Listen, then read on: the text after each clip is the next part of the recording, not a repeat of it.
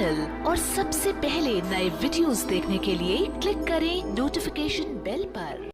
जिसको आप हिंदू धर्म बोलते हैं ना, उसके उसके उसके दो पहलू हैं। एक वो पहलू जो हमको समाज में अक्सर दिखाई देता है, और दूसरा वो जो सचमुच हिंदू धर्म है, सनातन धर्म है, पर जिसको बहुत कम लोग जानते हैं। समाज अपने विकृत धर्म को सनातन धर्म बोल रहा है।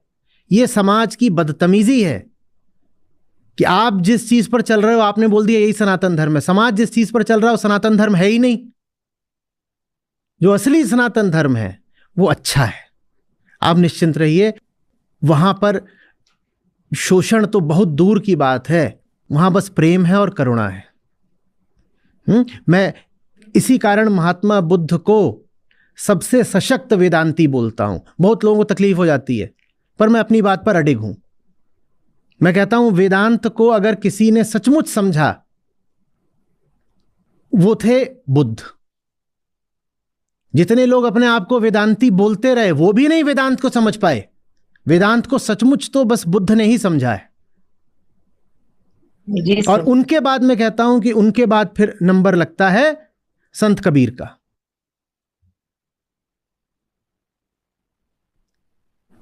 ये लोग हैं जिन्होंने वेदांत को समझा है, और वही असली धर्म है, वही असली सनातन धर्म है। समाज मूर्खों से भरा हुआ है, और यकीन जानिए वो जितना आपको परेशान करते हैं उतना ही हमें भी परेशान करते हैं। साथियों, ये है भगवान बुद्ध और उनका धम्म, जो कि बोधिसत्व बाबा साहब डॉक्टर भीमराव अंबेडकर जी की ही लिखी हुई है, और इससे प्रमाणिक बौद्धों का ग्रंथ नहीं है कोई। अगर वर्तमान में देखा जाए तो हिंदी भाषी लोगों के लिए यह ग्रंथ प्रमाणिक है। तो साथियों, जैसा कि आचार्य प्रशांत बताते हैं कि मैं बुद्ध को सशक्त वेदांती मानता हूं, और मैं इस बात पर अटल हूं। अब देखते हैं साथियों, क्योंकि ये जो किताब है बाबा साहब ने गौतम बुद्ध के जितने भी प्रमाणिक ग्रंथ हैं त्रिपिटक, उनमें से सभी को पढ़कर ही इस किताब की रचना की है साथियों। तो साथियों, इस किताब के हम 129वें पृष्ठ पर आ चुके हैं। यह खंड 1 का भाग 5 है। यहाँ पर साथियों उपनिषद यानी कि वेदांत की और उनकी शिक्षाएं जो भी हैं उनके बारे में भगवान बुद्ध क्या मत रखते थे वह यहाँ पर विस्तृत लिखा हुआ है साथियों। यहाँ पर हम पढ़ेंगे, जैसा कि यहाँ पर लिखा हुआ है, उपनिषद साहित्य का एक और भाग थे, ये वेदों के भाग नहीं हैं। यह धर्म वैधानिक प्रमाणिक नहीं है। यह सब होने पर भी ये धार्मिक साहित्य का ही अंग हैं। उपनिषद बहुत बड़ी संख्या में हैं, कुछ महत्वपूर्ण और कुछ एकदम महत्वहीन हैं। कुछ वैदिक सिद्धांतों को मानने वाले ब्राह्मण पुरोहितों के विरोध की श्रेणी में आते हैं। साथियों, जैसा कि ये चौथे पद में लिखा हुआ है कि कुछ वैदिक सिद्धांतों को मानने वाले ब्राह्मण पुरोहितों के विरोध की श्रेणी में आते हैं। अब इसी चीज़ को आधार बना करके आचार्य प्रशांत कह रहे हैं कि मैं उनको सशक्त वेदांती मानता हूँ, लेकिन इसका तात्पर्य ये बिल्कुल नहीं है कि ब्राह्मण ग्रंथ उपनिषद यानी कि वेदांत भगवान बुद्ध को स्वीकार थे। वेदांत में अर्थात उपनिषद में कुछ खास कमियां थीं, और उन्होंने जांच पड़ताल करके तथागत गौतम बुद्ध ने ही उनको नकारा था। आगे बढ़ते हैं साथियों। वे सभी इस विचार से सहमत थे कि वैदिक अध्ययन अज्ञान और अविद्या का ही अध्ययन है।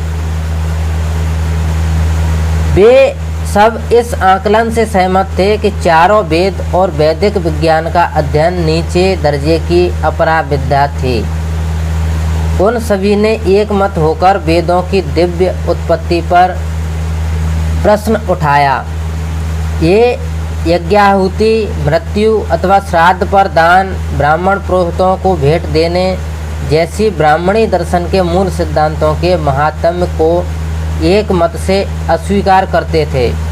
यानी कि वेदांत उपनिषद ब्राह्मण मत को अस्वीकार करते हैं, ब्राह्मणी दर्शन के मूल सिद्धांतों को अस्वीकार करते हैं, ये बात सत्य है।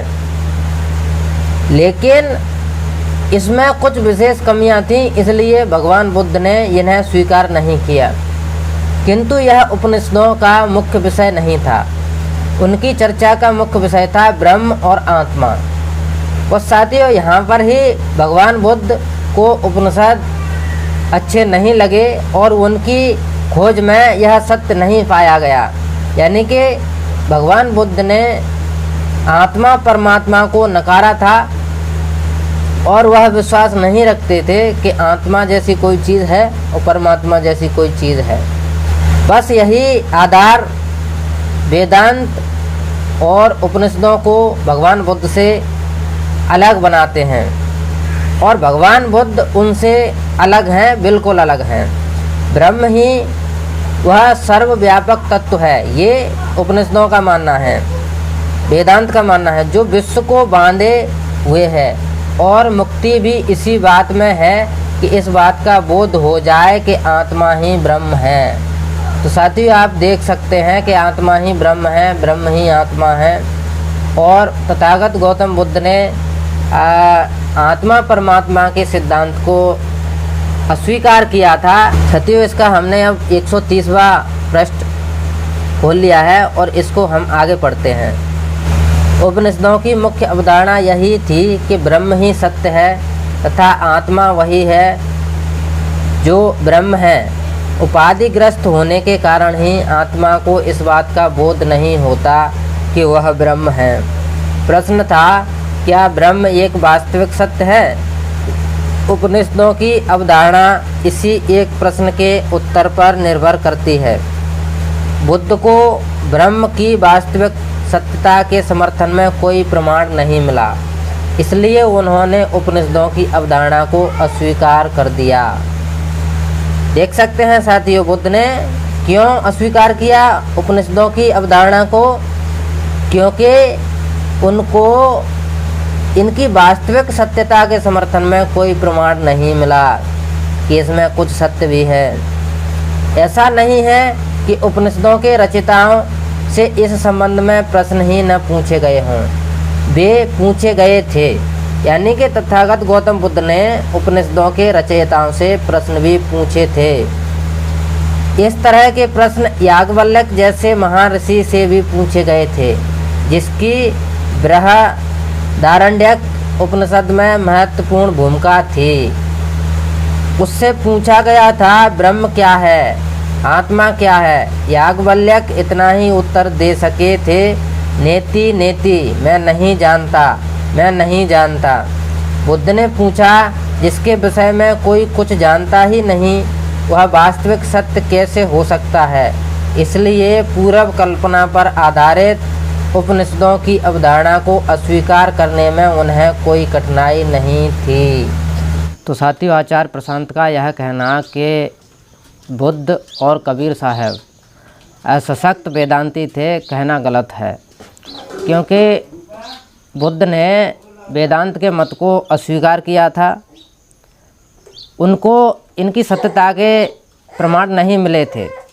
लेकिन साथियों, हमें यह भी देखना होगा कि अगर बुद्ध को प्रमाण नहीं मिलते हैं तो भविष्य में अगर किसी को प्रमाण मिल जाते हैं तो उसकी सत्यता को स्वीकार करना चाहिए। वेदांत में अगर कोई सत्य चीज़ है तो केवल वह एक है जो मुंडक उपनिषद से उठाया गया है, तो यह सत्य है साथियों। यानी कि सत्य ही सबसे ऊपर है। इसके अलावा वेदांत मरुभूमि के समान हैं, उनका कोई महत्व नहीं है। क्योंकि भारतीय संविधान निर्माताओं ने सभी की सहमति से देश के राष्ट्रीय चिन्ह, राष्ट्रीय नारे, राष्ट्रीय वाक्य, जैसा कि सत्यमेव जयते राष्ट्रीय वाक्य है, उठाए हैं और वह काफ़ी सोच समझ करके उठाए हैं। तो वेदांत में अगर कोई महत्व की चीज़ है तो वह केवल एक ही है, सत्यमेव जयते, और वह मुंडक उपनिषद से उठाई गई है। आचार्य प्रशांत का यह कहना बिल्कुल गलत है कि तथागत गौतम बुद्ध एक सशक्त वेदांती थे। इसी के साथ साथियों, मैं आपसे अपील करता हूं कि आप हमारे चैनल पर नए हैं तो हमारे चैनल को सब्सक्राइब करें, लाइक करें, कमेंट करें और सभी दोस्तों में शेयर करें। साथियों चैनल को सब्सक्राइब करने के बाद में ऑल नोटिफिकेशन दबाना ना भूलें, ताकि आपको हमारे सभी वीडियोज़ की नोटिफिकेशन मिल सके। धन्यवाद साथियों।